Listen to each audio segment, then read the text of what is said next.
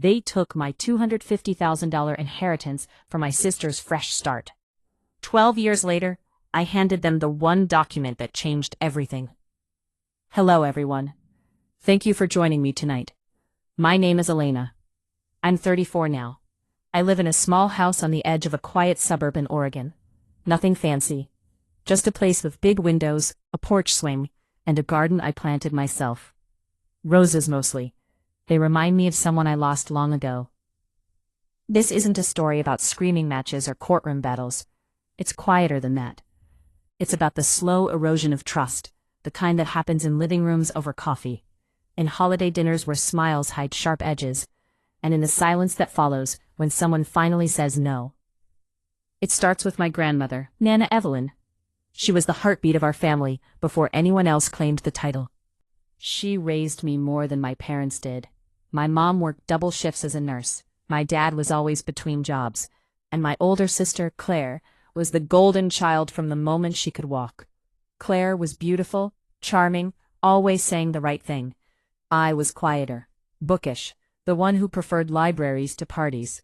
Nana saw me, really saw me. When I was 16, she sat me down in her tiny kitchen, linoleum floors, cookie-scented air, and told me she was putting money aside for me.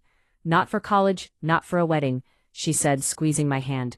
For your life, whatever shape it takes. You deserve to choose it freely, Elena. She passed when I was 19. The will was simple. Claire got the family jewelry and Nana's old car. My parents got the house to sell or keep. And me? A trust account with $250,000. It was to be released on my 25th birthday, no strings. Nana's lawyer explained it clearly at the reading. This is Elena's alone. No co-signers. No family overrides. I remember my mother's face that day. Tight. Polite smile that didn't reach her eyes. Dad shifted in his chair. Claire just stared at the floor. 2 months later, the money was gone. They called it a family decision. Mom sat me down one Sunday afternoon while Claire was out with friends. Dad stood by the window like he was guarding it. We needed to help Claire, Mom said, voice soft but firm. She's starting her life with Mark. They're buying a house, 3 bedrooms, good schools nearby. The market's hot. They needed a big down payment. $250,000 was perfect. You understand, honey. You're still in college. You don't need it yet. I blinked.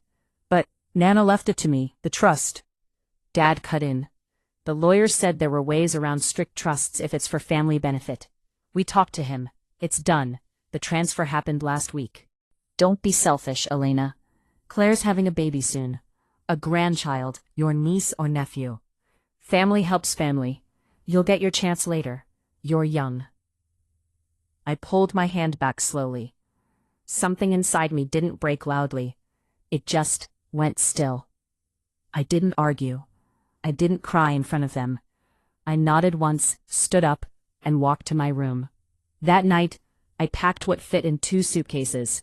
Clothes, books, the few photos of Nana I had. I left the next morning before they woke up. Moved into a shared apartment near campus. Took extra shifts at the campus bookstore. Applied for every scholarship I could find. I never asked them for rent money, groceries, nothing. Claire's house was beautiful. Photos on Facebook showed white siding, a wraparound porch, her and Mark smiling with their newborn. My parents were there every weekend, babysitting, fixing the deck, paying for landscaping. Holidays were at their new place now. The extra chair at the table. The polite questions. How's school? Still working at that little store? I answered briefly, smiled, left early. I graduated with a degree in finance, landed an entry-level job at a mid-sized accounting firm in Portland. Worked late, learned everything I could about trusts, estates, fraud statutes. I saved obsessively. Bought my first used car at 24. Moved into a studio apartment at 26. At 28, I bought my current house, small fixer-upper, but mine. No mortgage cosigners, no family help. Claire had 2 more kids. Her marriage to Mark lasted 8 years before it cracked. Infidelity on his side, from what I heard through distant relatives. She kept the house in the divorce, but the alimony and child support weren't enough. Mortgage payments loomed. My parents stepped in again. refinancing their own home to help her, dipping into retirement savings. Dad's health declined after a heart scare. Medical bills stacked up. Mom stopped working to care for him. By the time I turned 32, they were in real trouble. The first call came from Mom, voice thin. "Elena, your dad isn't doing well. We're thinking of selling the house. But the market's down and we'd lose money. We were wondering if maybe you could help us bridge the gap. Just a loan. Or perhaps let us stay with you for a few months while we figure things out." I listened quietly. "Why me?" I asked. "Because you're stable," she said. "You've done so well on your own, and we're family." I invited them over for dinner. Not out of guilt. I had prepared.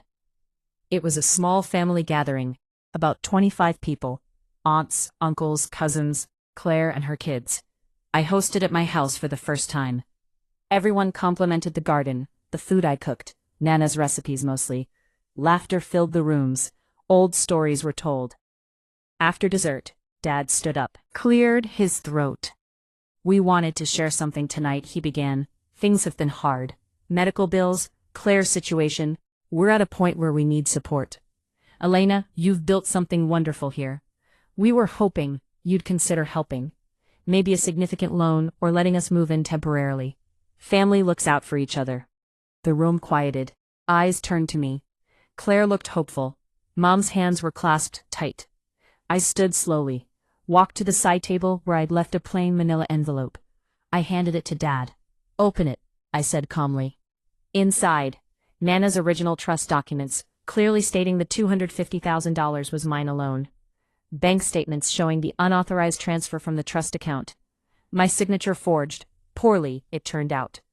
Emails between my parents and the original lawyer, admitting they found a workaround without my consent. A report from a forensic accountant I'd hired quietly 2 years earlier, tracing the funds to Claire's mortgage, then to improvements, then to debt payments. With interest and penalties legal compounding, the amount owed now exceeded $520,000. A formal demand letter from my attorney, repayment of principal plus interest, or civil suit for breach of fiduciary duty, fraud and conversion. Statute of limitations extended, due to recent discovery of forged documents. A proposed settlement, repay $300,000 over 10 years, interest-free, or full amount in court. I spoke softly, so every person could hear. This isn't about anger anymore. It's about what happened. Nana gave me that money so I could build a life free from pressure. You took it. You told me I was selfish for wanting what was mine. You used guilt like a weapon. Family helps family, but only when it benefited Claire. You let me struggle while you built her life on my foundation. I didn't disappear because I hated you. I disappeared to survive. I rebuilt alone. And now, you're asking to borrow the very thing you stole. This envelope isn't revenge. It's clarity. It's the truth Nana wanted protected. If you want any relationship with me, even distant holiday cards, occasional calls, you repay what was taken, on terms we agree on legally. If not, that's your choice. But this house, this life, it's mine. Not for rescue, not for guilt trips. Mine. Silence stretched, thick, heavy. Mom's eyes filled with tears. Dad stared at the papers as if they might disappear if he blinked. Claire whispered, "I didn't know the details. I thought it was a gift from them." An aunt spoke first. "You told us Elena refused the money, that she wanted nothing to do with it. You lied." One cousin stood up quietly and left. Others followed, not in anger, but in disappointment. The kind that hurts more than shouting. Claire tried to speak. "Elena, please, the kids." I looked at her. "I love your children, but I won't fund a life built on what was taken from me. You had years to question where that down payment came from. You didn't. By the end of the night, only 3 relatives stayed to help clean. They hugged me. One said, 'I'm proud of you.' That took courage. My parents left without another word. No dramatic exit, just quiet footsteps down the driveway.